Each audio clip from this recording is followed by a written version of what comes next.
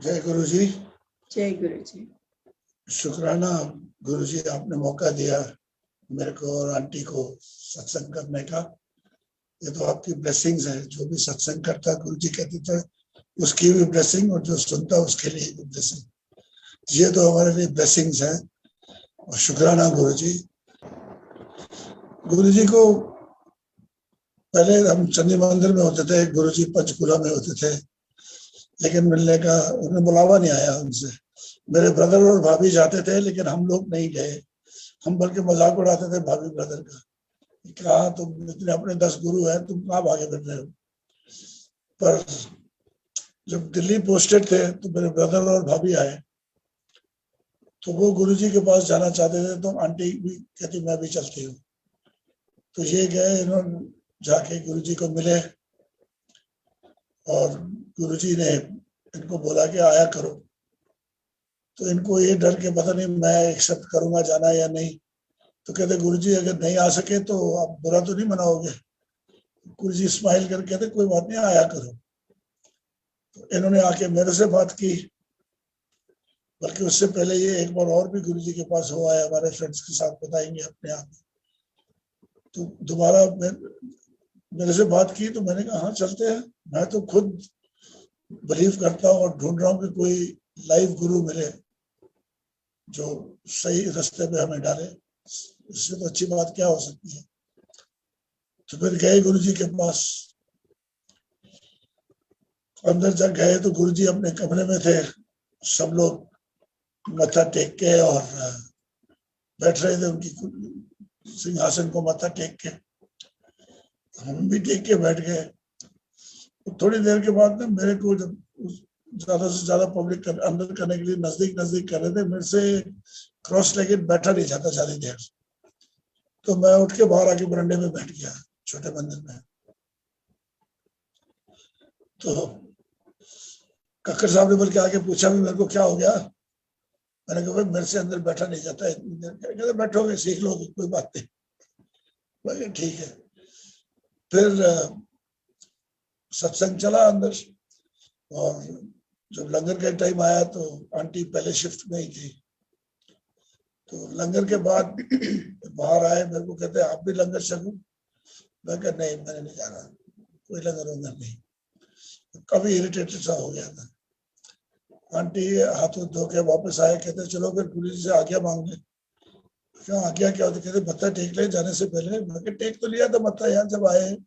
वो तो कहते गुरु जी तो थे भी नहीं। मैं क्या तो अगर उनकी कुर्सी को मत्था टेकना, गुरु जी को मत्था टेकना, तो मैंने टेक लिया, मैंने नहीं जाना अंदर। आंटी गए अंदर, मत्था टेका आज्ञा लेने के लिए। गुरु जी कहते बैठ जाओ, वहीं बैठ गए।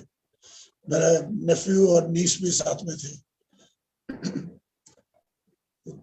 थोड़ी देर के बाद गुरुजी आंटी को कहते जरनैल कितने है, बाहर खड़ा है। तो मैं उनकी कार के पास बाहर खड़ा था, बुलाओ उन्होंने। तो ये नहीं हो कि मैं उधर हूँ। तो वो मेरी नीस आई, कहती आपको गुरुजी ने बुलाया।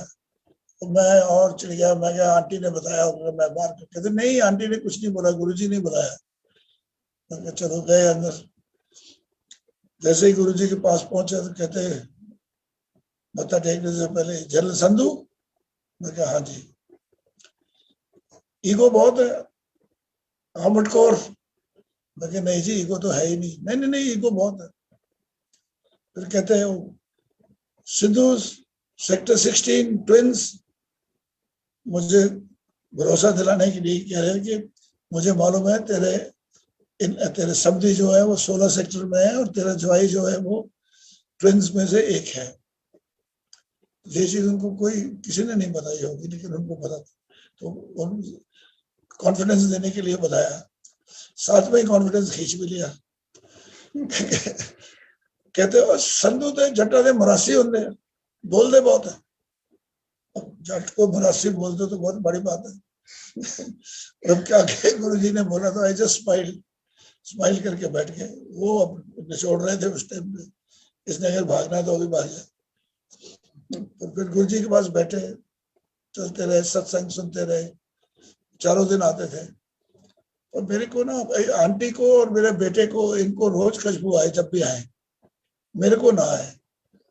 तो गुरु जी कहते थे जिसके किंतु परंतु नहीं दूर होते बंदों के बड़ी जल्दी, लेडीज के हो जाते हैं, बच्चों के हो जाते हैं। तो मैं उधर बैठा बैठा गुरु जी के बारे में सोचता है, टेस्ट कर रहा। मैं कहा मेरे 5 लाख फंसे हुए चंडीगढ़ में, वो छुड़वा दो तो मैं आपको अपना गुरु मान लूंगा। मन मन में बोला मैंने।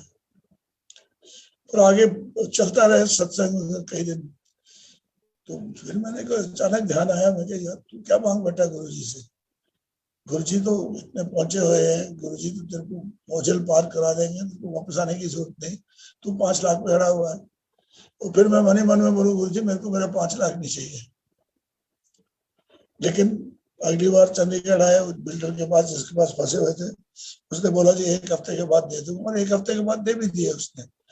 बल्कि उसने, आमतौर पे लोग सोचते हैं कि मेरे को बोलता जी आपके पैसे तैयार है। मैंने कहा कितने दे रहे हो? मैंने कहा 5 लाख या 3-4 लाख तो दे रहा होगा। कहता जी 5 लाख 30,000, 30,000 आपको डैमेजेस दे रहा हूँ।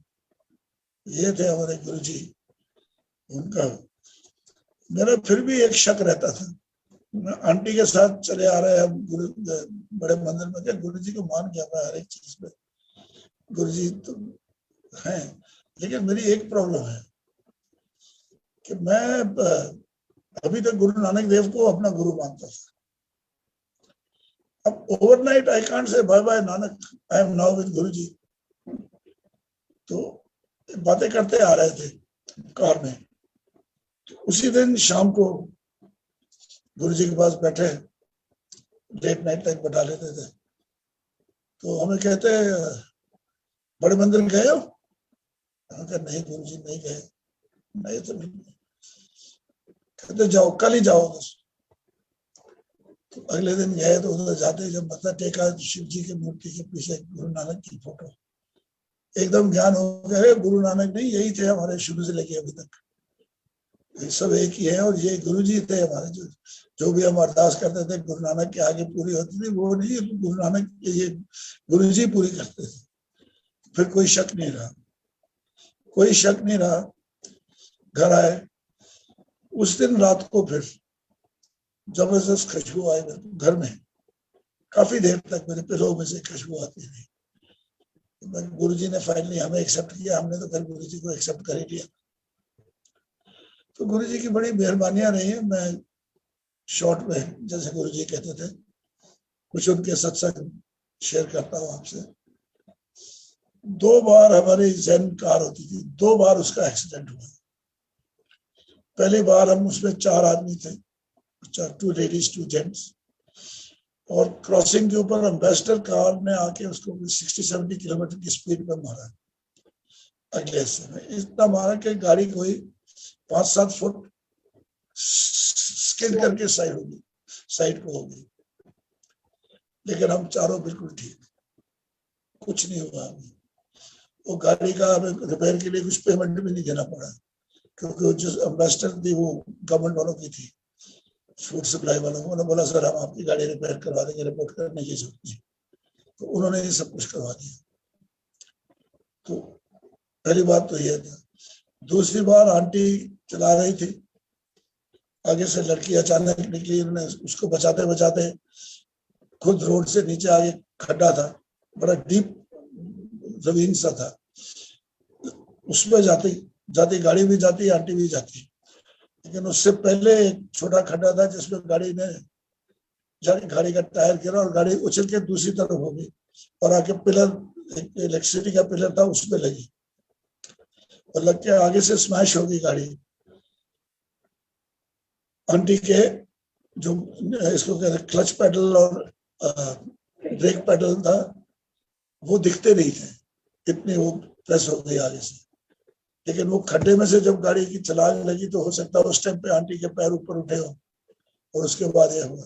आंटी को स्क्रैच भी नहीं आया, बिल्कुल ठीक ठाक गाड़ी में बैठी, घबराई हुई जरूर थी, but brother in law near by, उनको बुलाया, ठीक, कुछ भी नहीं हुआ। तो ये 2 बार ऐसे गुरु जी ने किया। अपने भक्तों का तो ध्यान रखते ही थे गुरु जी, जितना मर्जी। बेटा हमारा शिप पे जाना था, तो वो रोज गुरुजी बच्चों का बहुत ध्यान करते थे। उससे पहली बार जाना था तो गुरुजी के पास कोई लॉकेट दे गया तो सबको लॉकेट बांट रहे थे गुरुजी। ये शेर जाके गुरुजी के पास बैठ गया और इसको गुरुजी ने लॉकेट नहीं दिया। तो आखिर में गुरुजी को कहता है, गुरुजी मैं कल शिप पे जा रहा हूँ। कहते जा ऐश कर। कहते गुरुजी एक रिक्वेस्ट है। कहता हाँ। कहते मैनू भी एक लॉकेट दे दो। कहते लै देता लॉकेट। कहता जी एक और रिक्वेस्ट है। मैं कभी कभी तेरे टेलीफोन कर लिया कर, मैं नंबर ले लिया तू जोशी अंकल। कहते बेटा टेलीफोन ते मम्मी डैडी नू करी ना, गुरुआ नाल ते टेलीपैथी चलती है। अपनी तो टेलीपैथी चलूगी। एग्जैक्ट वर्ड्स है, अपनी तो टेलीपैथी चलूगी। Fine that thing ended. Guruji हमेशा पूछते थे आंटी को बेटा कैसा है। एक दिन काफी 3-4 महीने के बाद गुरुजी रात को बैठे हुए थे, गुरुजी निकल जाते थे किसी को ब्लेस करने या वॉक करने 1-1:30 बजे रात को, फिर आते थे वापस। तो एक दिन आए वापस तो एक डब्बा लड्डुओं का ले आए। तो जो संगत वहां बैठी थी सबको कहते आओ प्रसाद लो, सबको 1-1 लड्डू दे रहे थे। तो आंटी को 2 लड्डू दिए। आंटी बड़ी खुश, मेरे को आगे कहती गुरुजी ने सबको 1 लड्डू दिया, मेरे को 2 दिए, एक अपने बेटे के लिए दिया। इतना बोल ही रही थी जब जोशी अंकल की मैसेज आई कि आपका टेलीफोन है। तो मैं गया तो मेरा बेटा लाइन पे। तो मैंने कहा तूने यहाँ कैसे रिंग कर दिया? पता नहीं, कहता ऐसे ही कर दिया मैंने। तूने घर में किया पहले हफ्ते? नहीं कहता यही किया मैंने सीधा। तो मैंने बात की, फिर मैं आंटी को भेजा, मैं कर लो बात बेटे से। गुरुजी ने मेरी तरफ देखा, मैं गुरुजी बेटे का फोन है तो पता है। That was Guruji telepathy. हमने बेटे को वापस आने पे पूछा भी तूने कैसे, हाउ डिड यू रिंग? कहता पता नहीं पापा सोया हुआ था, रात को 1-2 बजे थे, मेरी आंख खुली तो मेरे को दिमाग में आया कि रिंग कर दे अंकल, अपना मामा पापा को रिंग कर दे, और कर भी गुरुजी के उधर ही। तो कहता मैंने जोशी अंकल के नंबर पे रिंग कर दिया, वहां आप मिल गए। This was telepathy. गुरुजी समझा रहे, जो कुछ गुरुजी कहते थे करके दिखाते थे और होता था।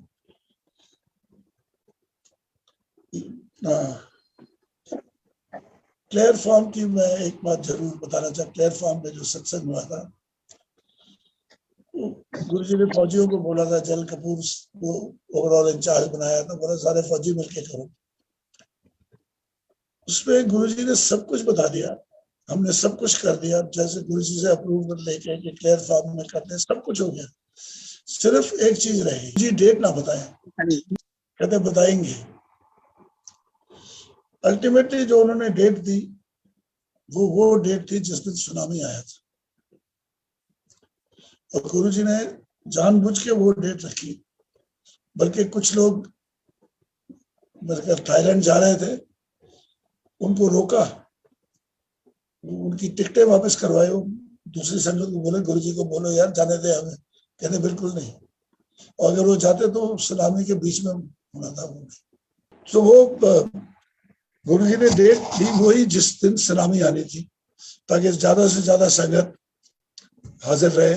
बल्कि उस दिन के फंक्शन के बाद में गुरुजी ने शाम को छोटे मंदिर में भी बुलाया सबको, उधर भी आओ, ताकि कोई सुनामी के टाइम इधर उधर ना हो। तो ऐसे गुरुजी हमारा ध्यान रखते थे। एक बार गुरुजी बद्दी गए, पहली बार बद्दी में उन्होंने इनॉग्रेशन करना था, आपको मालूम है वहां पे मंदिर है, उसमें उनके कॉलेज में बनाया।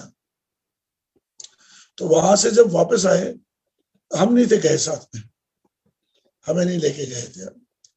जब वापस आए तो आंटी को कहते मैं तेरा घर ब्लेस कर आया खलो के।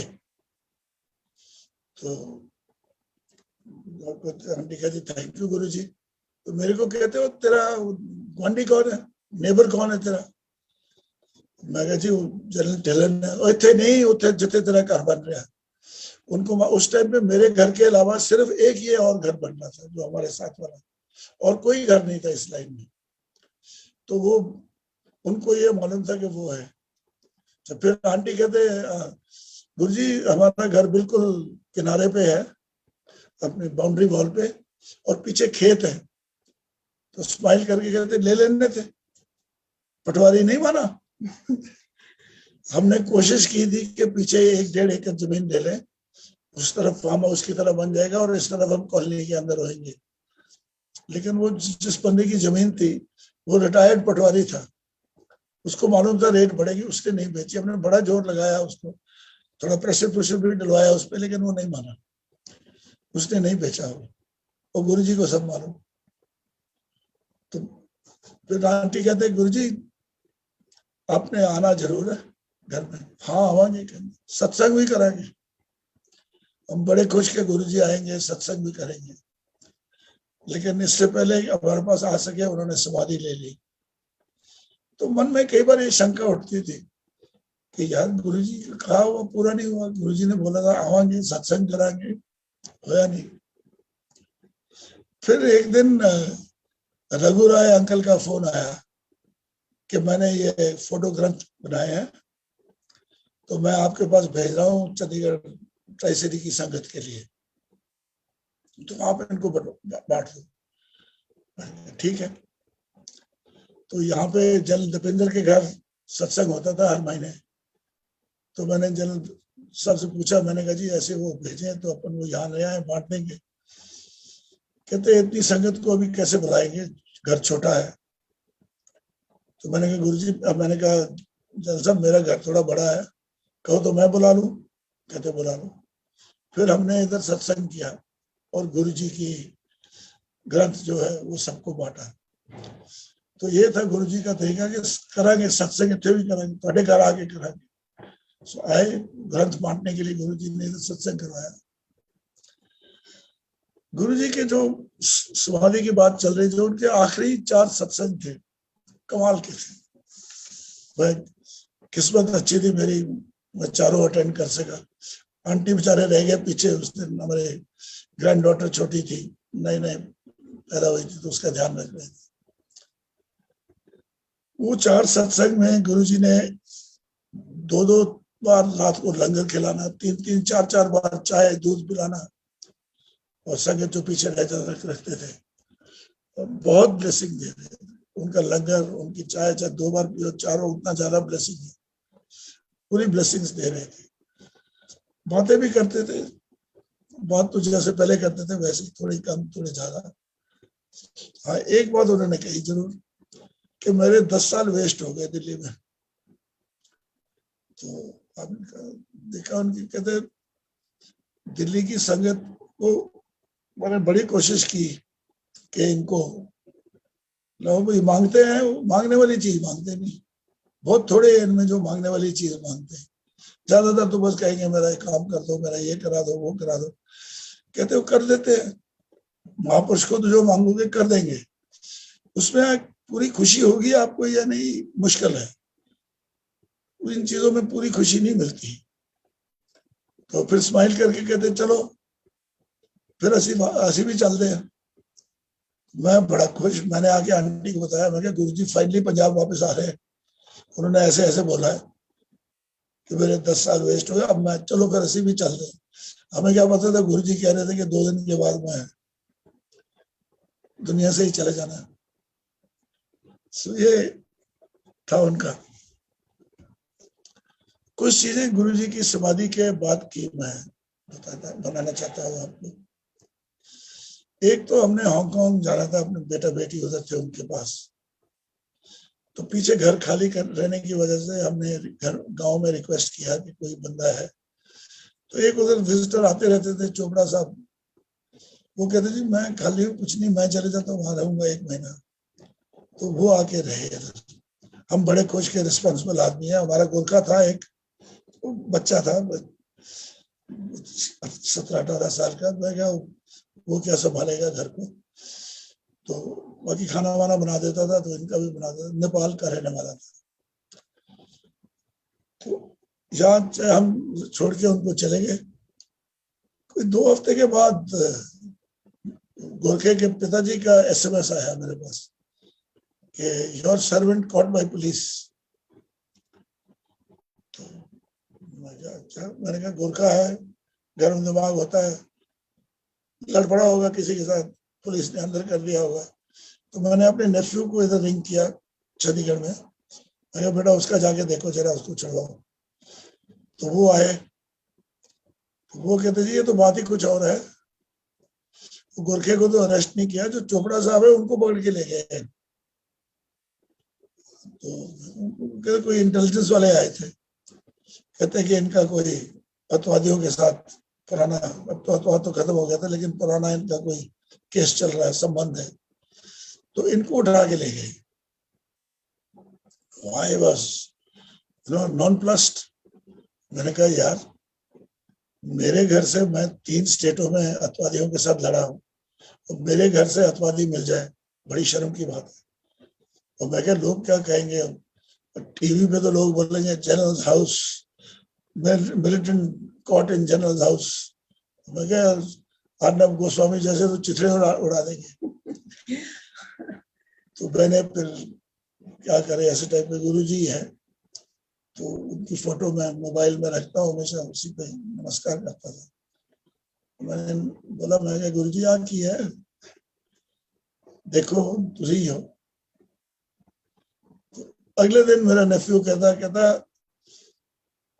अपना इंटरनेट पे जाके चंडीगढ़ ट्रिब्यून खोलो और पढ़ो। मैंने कहा क्या, तो पढ़ो आप।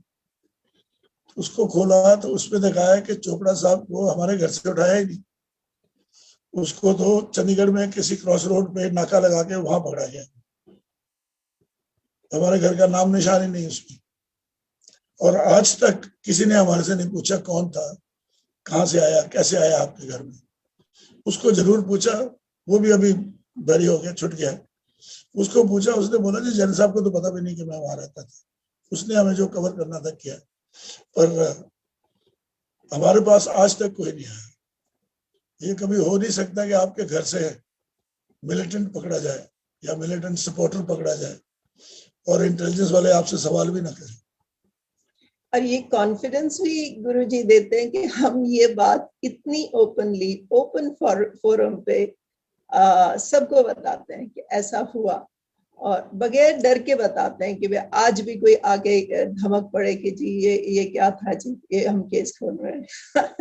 ये हिम्मत और ये कॉन्फिडेंस भी गुरुजी का ही दिया हुआ। That's true। अब दूसरा इंसिडेंट आपको बता दो गुरुजी की देन का।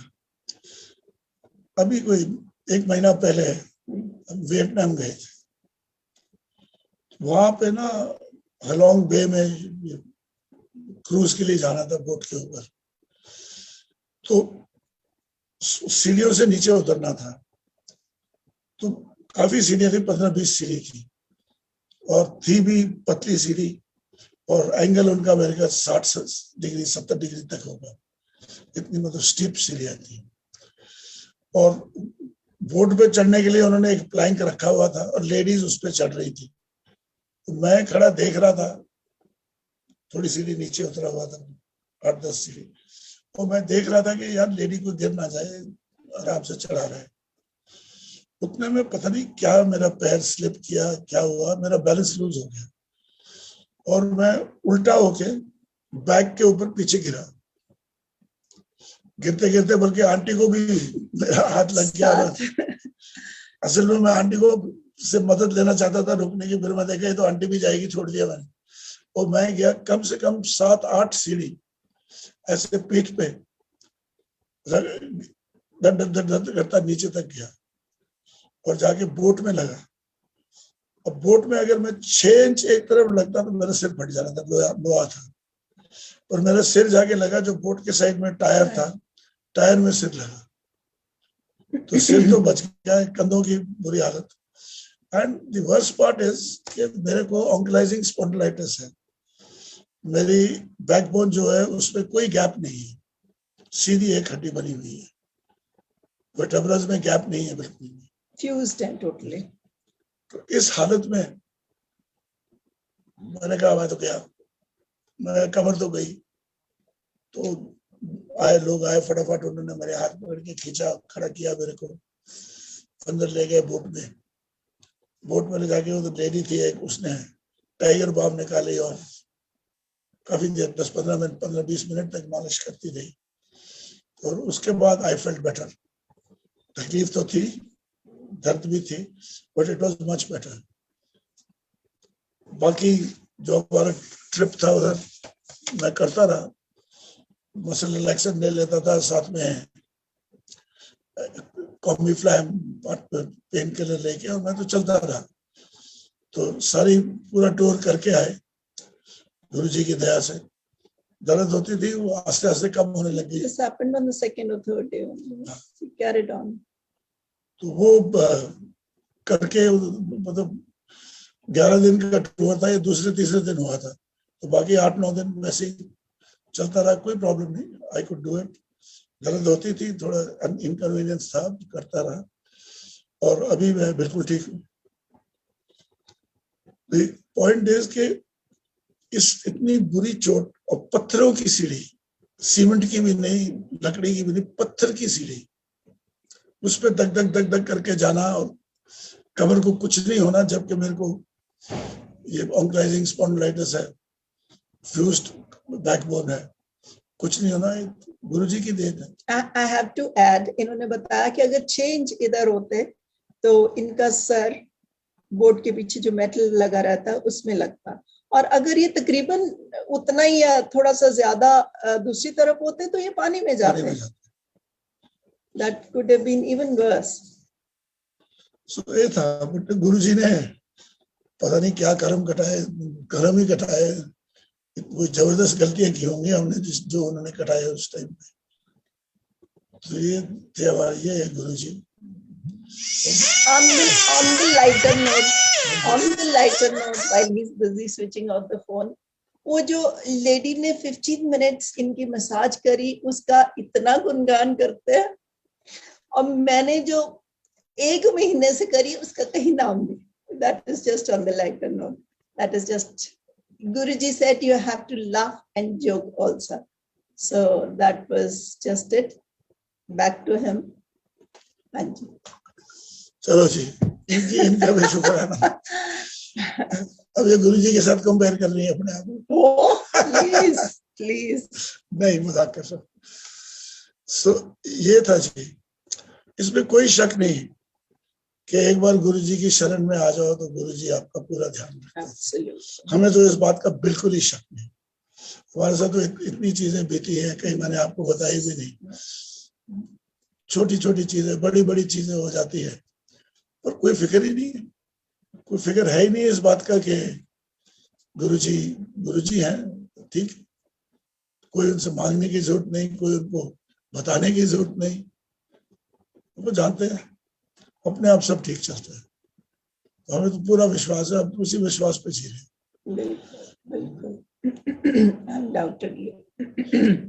उनके जो सत्संग है, जो उनके टाइम में कीर्तन चलते थे, शब्द चलते थे, अभी भी अपन सुनते हैं।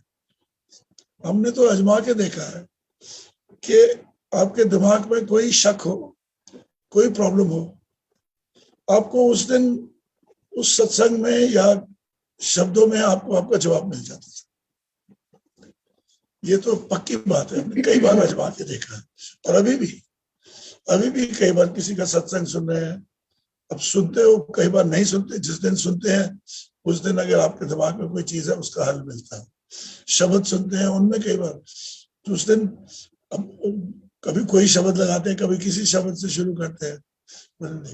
गुरुजी की फोटो, उनका स्वरूप, उस पर मत्था टेकते हैं, उनको उनकी तरफ जब देखते हैं आपको पता लग जाता है। अगर कोई चीज ऐसी है जो गुरुजी आपको बताना चाहते हैं, आपके दिमाग में आ जाती है उसी टाइम पे। सही कर रहे हो, गलत कर रहे हो, कुछ भी कर रहे हो, आपके दिमाग में आ जाती है गुरुजी को देखते ही। तो उनकी ब्लेसिंग्स रहती हैं हमेशा अपने साथ। कई बार वो इंडिकेशन मिल जाती है, कभी उनका आंखें बंद भी करो स्वरूप के आगे तो उनकी स्वरूप दिख जाता है। नॉट नेसेसरली वही स्वरूप जो आप देख रहे हो, और टाइप शेप में भी उनकी शक्ल दिख जाती है। कभी वो खुशबू आ जाती हो, अभी भी सबको आती, सिर्फ हमें नहीं, आपको भी आती होगी, दूसरों को भी आती है। मतलब गुरु जी हैं, रहेंगे, हमेशा थे और हमेशा रहेंगे, और हम उनकी शरण में हैं, इसमें कोई शक वाली बात ही नहीं है। गुरु जी सेवा भी करवाते थे, तो आपके भले के लिए करवाते थे। मैं छोटी सी मिसाल देता हूँ। मेरे को एक दिन खड़ा करके कहते अनाउंस कर के 7 जुलाई ਨੂੰ ਵੱਡੇ मंदिर च फंक्शन होएगा गुरु जी के अवतार दिवस। अभी सबको मालूम है अवतार दिवस है, अनाउंस करने का जरूरत नहीं था, पर क्यों बोला मेरे को? सेवा देनी थी, सेवा देनी थी। वो सेवा जब देते थे तो वो ब्लेस होता है। Probably he also wanted the day to be called as Avatar Divas. उनके मुंह से निकली हुई बात वो ठीक है, सब अपना अपने तरीके से बोलते, पर कोई भी सेवा देते थे।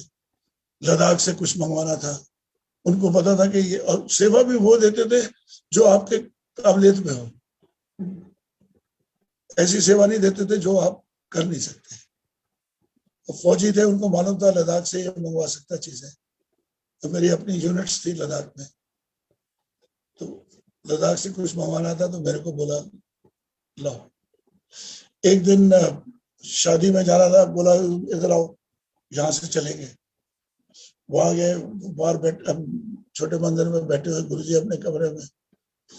सडनली उनका सेवादार आता, कहता जी आपको गुरुजी ने अंदर बुलाया। तो अंदर गया, कहने मेरी पगड़ी बंद, तुर्रे वाली।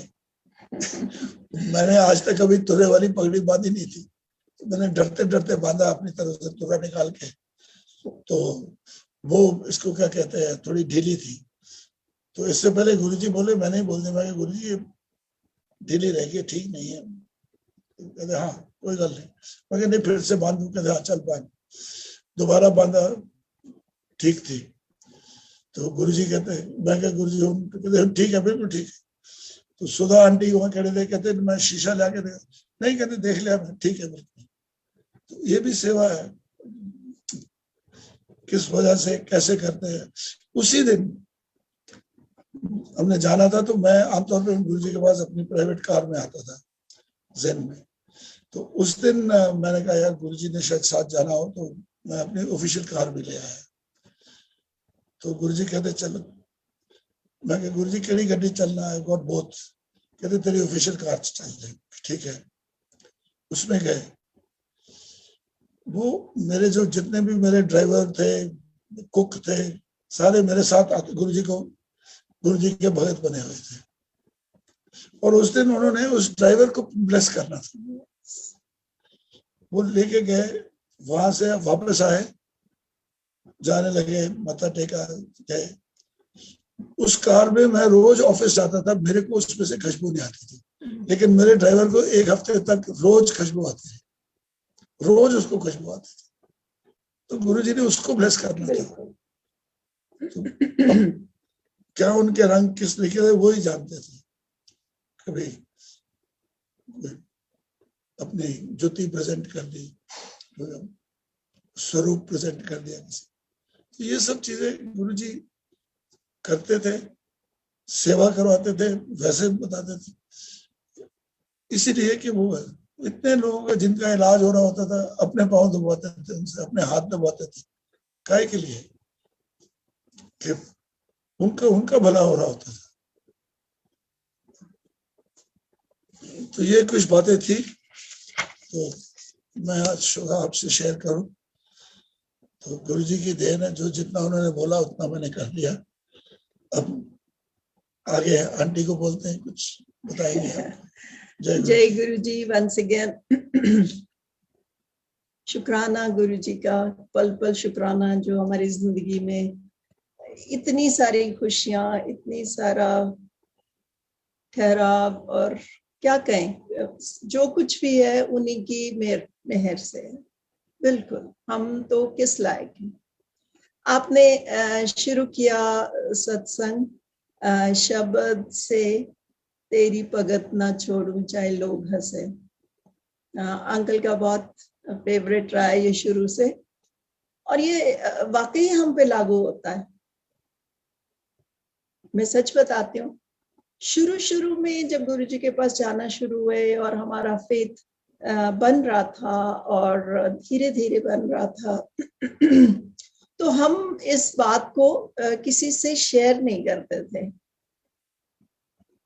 आप जानते हो, बीइंग अ सिख, हम सीमित होते हैं अपने 10 गुरुओं के को याद करने में, और या फिर गुरु ग्रंथ साहब जी को।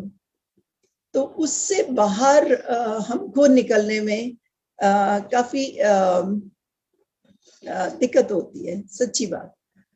तो गुरुजी के पास आने से समझ में तो आने लगा कि हम बहुत सही जगह पे हैं, गुरुजी बहुत महान है।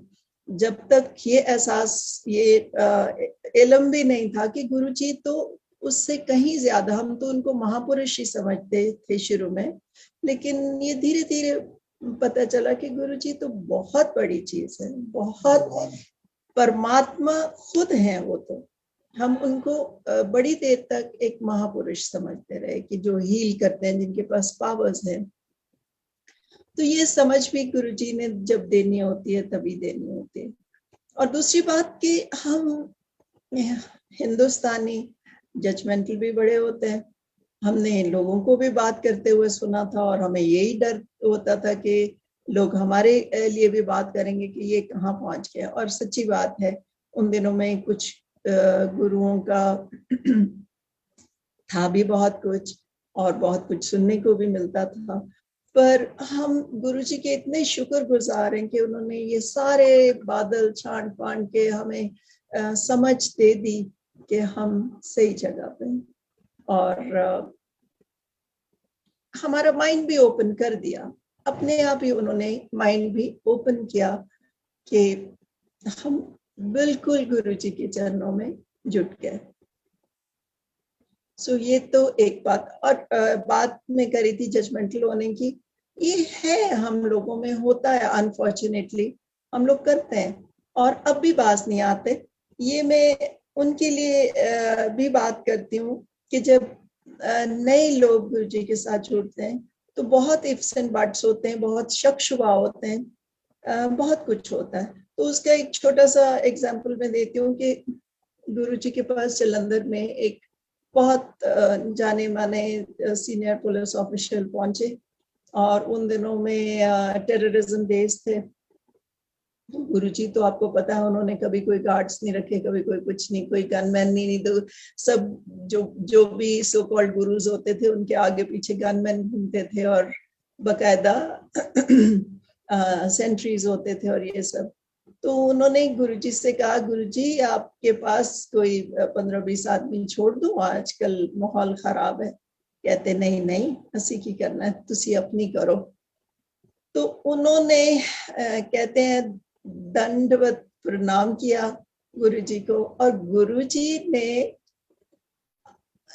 एकदम से उनको अपना दिव्य प्रसाद दिया। तो लोग हैरान रह गए क्योंकि उनकी कोई रेपुटेशन बहुत अच्छी नहीं थी। और जब वो चले गए तो फिर लोगों ने पूछा कि गुरुजी आप इतने मेहरबान हो गए इस पे। तो गुरुजी ने फिर वो सबक सिखाया जो सीख हम सब के लिए है कि हम देखते हैं आदमी को अपनी नजर से या अपने सोच से। गुरुजी देखते थे लोगों को अपनी बहुत बड़ी दिव्य दृष्टि के साथ, और उनको तो आगे पीछे का सब पता होता था। तो उन्होंने बताया, इतना ही बताया, कहते तुम क्या जानते हो, तुमको क्या मालूम है, इसने कुछ तो कर्म अच्छे किए होंगे ना जो मैंने ये किया है। और क्या ये भी कहा कि ये मैं खुद नहीं करता हूँ, मुझे और ऊपर से हुक्म होता है। So that is one lesson for us, to not जज एनीबॉडी। अभी भी हम ऐसा कर लेते हैं, कहीं सत्संग हो रहा है तो उन्होंने ये किया, ये नहीं किया। जरूरी ये है, इम्पोर्टेंट ये है कि आप कितने दिल से गुरुजी को याद करते हो, ये जरूरी नहीं है कि आपके पास गुरु जी का बहुत खूबसूरत सिंहासन नहीं है या आप उसका बंदोबस्त नहीं कर सकते, आप बहुत बड़ा सत्संग नहीं कर सकते। अच्छी बात तो उससे भी अच्छी बात है कि आप दिल से करो, दिल से मानो, और गुरु जी तो फिर भाव देखते हैं। तो गुरु जी के सत्संग तो बहुत सारे हैं, जैसे जैसे याद आता है मैं बताती हूँ। गुरु जी खूब ऐश करवाते थे, खूब मजे करवाते थे, और बहुत अपनापन देते थे, बहुत प्यार देते थे हर किसी को। Every person was made to feel very special and he had his own ways, you know. तो कभी कभी बैठे होना रात को, बड़ी मेहर थी उनकी कि बहुत देर तक बिठाए रखते थे हमको। बल्कि मैंने जब पूछा, मैंने कहा गुरुजी आपने हमको पंचकुला में क्यों नहीं बुला लिया, हम तो वहीं पोस्टेड थे चंडी मंदिर में। तो गुरुजी ने मुझे डांटा नहीं कि आना तो तुम्ही को चाहिए था, उल्टा बोले ऐसे ले तो मैं हुन बिठा के रखता है इतनी देर। सो बड़ी मेहर थी उनको, चारों दिन हम वहां होते थे। और कभी कहना चलो फिर संधू अंकल नु चक वाला दूध पियाओ, और सिर्फ संधू अंकल के लिए आता था किचन में कोई अच्छा चक वाला दूध पियाओ। ऐसे ही एक बार हम लोग लेट रात को गुरुजी वॉक करने चले जाते थे, वहां से वापस आए तो हम लोग सब खड़े हो गए। तो 3 लेडीज, बाकी सब बैठ के, हम 3 लेडीज खड़ी थी। तो गुरुजी पास से आए और पहले वाली लेडी को बोलते हैं कि आंटी प्रसाद बनावेंगी? तो वो कहते हैं आंटी गुरुजी मेरे को तो नहीं आता। दूसरी से तू बनाएंगी? तो कहती कि जी मेरे को भी नहीं आता। और बाकी रह गई मैं आता मुझे भी नहीं था पर गुरुजी का हुक्म हो या फिर उनकी तो मैंने कहा हाँ गुरुजी और गुरुजी को भी पता तो होगा इसको आता नहीं है। गई मैं किचन में और भैया को बोला भैया गुरुजी का हुक्म हुआ है, बनाऊंगी मैं, आप मुझे सिर्फ बताते जाओगे। और इतने दिल से मैंने गुरुजी को, और इतना अच्छा लगा कि गुरुजी ने आपको मौका दिया है। It was such a, I mean, I consider it a blessing. Maybe it had to happen that way, that I had to get a chance. If the first lady knew it, probably I wouldn't have been so blessed or so lucky. So भैया जी ने तो बड़े बड़े glass पकड़े, पता नहीं कुछ नापा कि नहीं नापा, कहते करते जाओ आप। तो मैंने कहा भैया ये आपने नापा तो है नहीं, कहते फिक्र नहीं करो आप करो। So I didn't let him do anything other than just put the stuff in. और मैंने बहुत दिल से गुरुजी को याद करते करते करते बनाया और फिर मैं लेके गई, फिर सबको बांटा और गुरुजी के लिए एक कटोरी में अलग। तो गुरुजी ने फिर वही कटोरी में छोड़ा मेरे लिए प्रसाद, और वो मैंने, that was such a beautiful blessing. ऐसे ही अंकल को भी क्लेयर फार्म की बात इन्होंने करी थी। तो वहां पे सब लोग सेवा में थे, लेकिन गुरुजी का जो चाय का ग्लास था वो उन्होंने स्पेशली चाय प्रसाद वो बोला कि जाओ संधू अंकल में लेके आओ। सो ऐसे जब गुरुजी यूं ब्लेस कर देते थे तो बड़ी दिल में खुशी होती थी कि हम कितने ब्लेस्ड हैं जो गुरुजी की इन सब नेमतों से वो हमको नवाज देते थे अपने आप ही। और जब आपका टाइम आता था, जब आपका जरूरत होती थी, अब हम तो लालची हो जाते हैं ना फिर पर नसीब उसको होता था जिसको जरूरत होती थी, या गुरुजी की मेहर, अब वही जाने कि किसको कितनी जरूरत है या कब जरूरत है। तो अब भी आप देखो गुरुजी की ब्लेसिंग्स की अभी भी कोई कमी तो नहीं है। किस किस फॉर्म में वो आपको ब्लेस करते हैं। आप सत्संग सुनाते हो, आप ब्लेस होते हो, आप सुनते हो, और कितना अच्छा ब्यूटीफुल प्लेटफॉर्म हो गया है जो आप सोशल मीडिया पे या यूट्यूब पे कितना कुछ गुरुजी का सुनने को मिलता है। हमें भी हम भी जब हम जाते थे गुरुजी के दरबार में, तो कोई किसी की तरफ देखता नहीं था, कोई किसी से मिलता जुलता नहीं था। शायद जब हाथ धोने के लिए जाते थे तो कोई आपका नोन फेस है तो आपने विश कर दिया, या थोड़ी बहुत 2 मिनट बात कर ली, because everybody wanted to be in Guruji's presence. So बहुत लोग शक्लों से पहचानते हैं बहुत लोगों को, लेकिन अब बल्कि जब हम उनके सत्संग सुनते हैं तो फिर उनका नाम पता चलता है कि ओहो, इनको तो हम इतनी दफा देखते थे। पर उधर कोई ये सोशल सीन नहीं होता था। हमारा फोकस तो सबका, one to all. Nobody was interested in socializing. Nobody was interested in making small talk. तो बस वरांडे में भी बैठे होते थे, जब जल्दी पहुंच जाते थे तो सब चुपचाप बैठे होते थे, इसी उम्मीद में कि अभी दरवाजा खुलेगा और अभी फिर हम अंदर जाएंगे। तो those were very blessed days. They were very beautiful days. और कितना अंदर बैठे नहीं होते, रात को बाहर निकलने के लिए भी हाँ जब जाते थे आज्ञा नहीं है बगैर ही जाके बैठ जाते थे। और फिर गुरुजी ऐसे इशारा करके बोलते थे चलो जल्द संतु चलो, बहुत ब्लेसिंग हो गई, चलो संतु। तो लोग देखते नहीं थे गुरुजी की तरफ। यस, देखेंगे तो उन्हें इशारा कर देंगे आ जाओ। कोई जाके ऊपर चुपचाप बैठ गया है कि जब जब बोलेंगे quietly go upstairs and sit. फिर गुरुजी नाम लेके बुलाते थे। नहीं, फिर वो उत्ते बैठा लुक के उन्हें थले बुला के ले आओ। कोई पिलर के पीछे छुप के बैठा है, कोई गुरुजी से नजर ही नहीं मिला रहा। कोई वो मौका जाने नहीं, शायद गुरुजी बहुत ब्यूटीफुल डेज थे। यही होता था कि जितना टाइम गुरुजी के साथ गुजार लें उतना ही ब्यूटीफुल टाइम। तो अब भी यही हाल है कि गुरुजी हैं, उनको हर एक चीज में देखते हैं। अब मैं बाहर गार्डन में देख रही हूँ, मेरे को इतनी सारी ब्लैक तितली कोई इधर से इधर चली जाती है, कोई इधर से इधर चली जाती है, और इतनी खुशी होती है यही सोच के कि बस गुरुजी को याद करते हैं, एक एक चीज में याद करते हैं। बाहर बैठते हैं तो गुरुजी चलो फिर which is your favourite spot in the garden, चलो वहां बैठते हैं। घर पे होते हैं तो और कई बार नहीं भी याद करते, ऐसा नहीं कि Guruji is in your mind all the time, उलझ जाते हैं इधर उधर। पर फिर भी मैं कई दफा सोचती हूँ कि गुरुजी, मैं तो कभी उठ के आपका सुबह 3 बजे उठ के बैठती हूँ ना, मैं कभी आपकी रूह को भी साफ करना भूल जाती हूँ। आप मेरे पे इतने मेहरबान किस खुशी में रहते हो, आप इतनी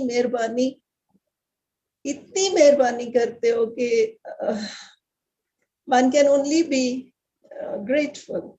एंड उनको बस हर चीज में याद करते हैं। पैर दबाने का, वही मैंने आपसे शुरू में कहा ना कि जजमेंटल होते हैं, और गुरुजी के बारे में कुछ लोगों को अब जिनको पता नहीं होता, जिनका दिमाग बंद होता है, जिनका दिमाग गलत होता है, तो उन्होंने तो गलत चीज सुन के और उसको बढ़ावा देना है और उसका और भी उसको फैलाना है। तो कभी ऐसा सुन लेते थे कि पाँव दबाते हैं, औरतें दबाती हैं, तो इसके लिए थोड़ा सा कॉन्शियस थे। तो एक दफा थोड़ा लेट हो गए, नॉर्मली तो हम जल्दी जाते थे, पर एक दफा लेट हो गए तो सिंगला अंकल ने मेरे को बिल्कुल गुरुजी के करीब, बिल्कुल 2 फुट 2.5 फुट के दूरी पे बिठाया। जगह नहीं थी तो कहते आंटी यहीं बैठो। तो अब मैं बिल्कुल सिर नीचे झुका के बैठी हुई, क्योंकि अब ऊपर गुरुजी की तरफ भी देखना उनकी शान के खिलाफ होता था कि उनको ऐसे भी क्यों देखें। तो वहां मैं सिर नीचे झुका के, अब मुझे ये कि आम तौर पे पाँव वही दबा रहे होते हैं। अब छोटी सोचना, ये नहीं मालूम कि पाँव वो दबा रहे होते हैं जिनको जरूरत होती है या जिनको गुरुजी का हुक्म होता है। तो मैं सोचूं कि अगर गुरुजी ने कह दिया पाँव दबाओ, तो पता नहीं पीछे कौन कौन बैठा है और कहाँ कहाँ से पंजाब से बैठा है और क्या क्या फिर बातचीत होएगी। तो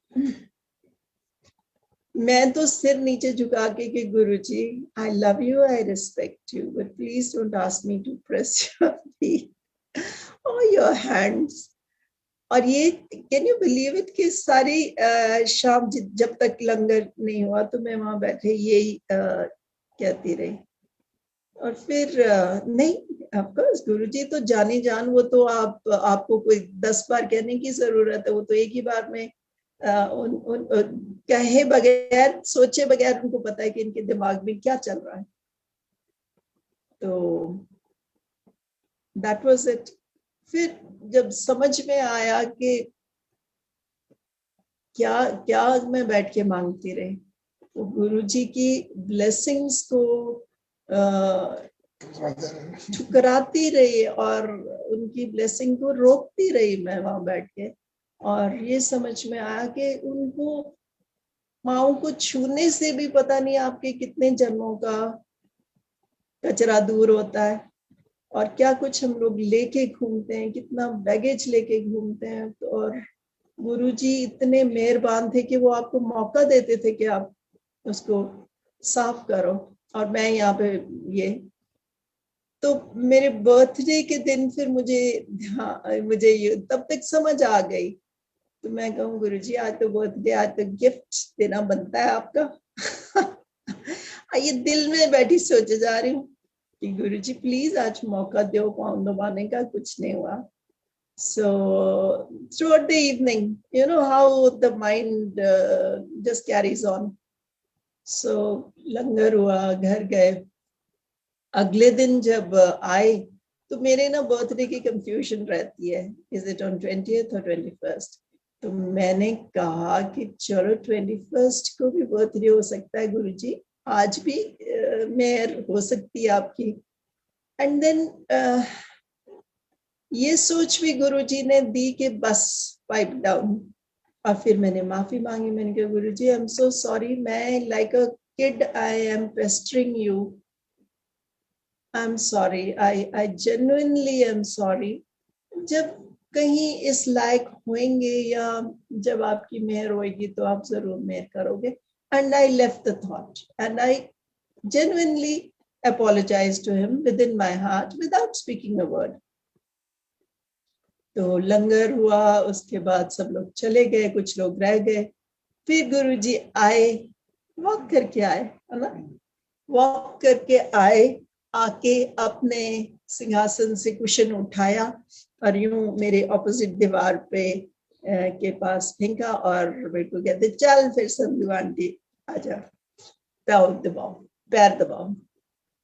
तो it was such a beautiful experience, only one time in my life, just once, and it was such a great blessing. For an hour. और yes, for a very very long time. बहुत सी बातें भी की गुरुजी ने, कुछ जो लोग बैठे थे उनके साथ, कुछ मेरे साथ, कुछ हिदायतें दी।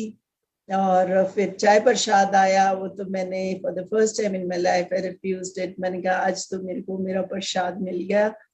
एंड फिर कुछ देर और वक्त गुजरा, प्रसाद आया, फिर मेरे को कहते हैं चल जा खाओ। और फिर एक चीज कहते हैं कि आज तेरा 10,000 अखंड पाठ के बराबर हो गया। सो इतनी बड़ी ब्लेसिंग, इतनी बड़ी ब्लेसिंग, मैं यही सोचती हूँ कि हम इस लायक भी है और करते हैं कोशिश कि गुरुजी के लायक बने, जो उनकी हिदायतें वो उनके ऊपर चलें, करते हैं कोशिश। और I think that is what Guruji had come to tell us कि सही रास्ते पे चलें और उनका नाम उनको याद करें और उनकी दी हुई सीख जो भी है उसके ऊपर चले, है ना। और जैसे कहते थे कि गृहस्थ में रहो, खुश रहो, अपना खुश माहौल बना के रखो एंड अपने बच्चों को खुशी खुशी पालो। तो हम लोग तो इतने ब्लेस्ड हैं कि हमारे बच्चे, हमारे ग्रैंड चिल्ड्रन एवरीबडी गुरु जी के साथ जुड़े। MP अंकल मेरे को दिखा रहे हैं घड़ी। तो हम आपसे इजाजत लेंगे। गुरु जी आप सब पे, सारी संगत पे बहुत सी मेहरें करें। जो आज का शब्द था, तेरी भक्त ना छोड़ो चाहे लोग हंसे, मैं उसकी एक बात आपको बताना चाहता हूँ। वियतनाम के ट्रिप पे हम लोग अपनी मिनी बस में था, तो 15-20 थे हम, मिनी बस में जा रहे थे, तो पीछे लेडीज बैठी, कहती दिल्ली में जहां देखो गुरुजी लिखा हुआ गाड़ियों के ऊपर, पत्नी कौन पागल लोग ऐसे घूमते फिरते रहते हैं। तो काफी उल्टा सीधा बोल रही थी। तो जब नीचे उतरे के मेरे को आंटी कहती है लोग ऐसे बोल रहे हैं। मैं कहा नहीं करेक्ट करेंगे।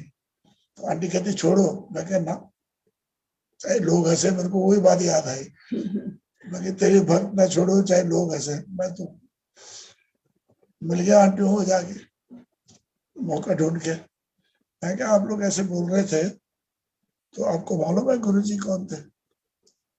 वो बात करने लगे तो उन्हीं में से ही एक दो थी जो कहती नहीं हम तो गए भी हैं, बड़ा मंदिर ये वो है ना। तो मतलब ये है कि अपने गुरु जो है उसके खिलाफ सुनना तो अच्छा नहीं लगता, झगड़ा नहीं करते, बट ये बता देना चाहिए। For and it was not so much to teach them, it was वो कि मेरे दिमाग में था कि तू क्यों चुप बैठा है, लोग हंसते तेरे में तो हंसने दे, यू टेल यस ये हमारे guru ji, your loyalty is to my guru ji and I will speak, let them laugh at me if they want. That is why this has always been my favorite शब्द। बाकी भी शब्द है सारे बहुत बढ़िया है। That is all जी। जय गुरु जी। जय गुरु जी।